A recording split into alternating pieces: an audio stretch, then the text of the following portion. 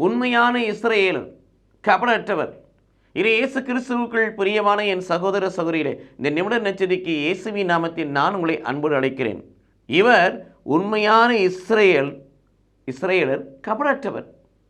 யாரை பார்த்து யார் சொன்னா? இது இயேசு கிறிஸ்துவுக்குள் பிரியமான சகோதர சகோதரிகளே, பிலிப்பை கண்டு ஆண்டவர் என்னை பின்தொடர்ந்து வா என்று சொல்லுகிறார்.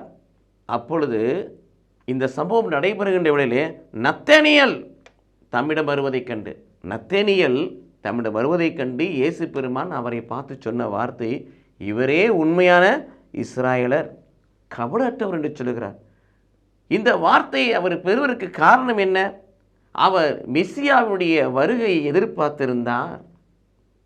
வாழ்நாள் முழுவதும் திருச்சட்டத்தின்படி வாழ்ந்தார்.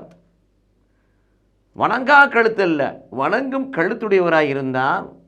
சிலை வழிபாட்டின் தீட்டுக்கு தன்னை விலக்கி காத்து கொண்டிருந்தார்.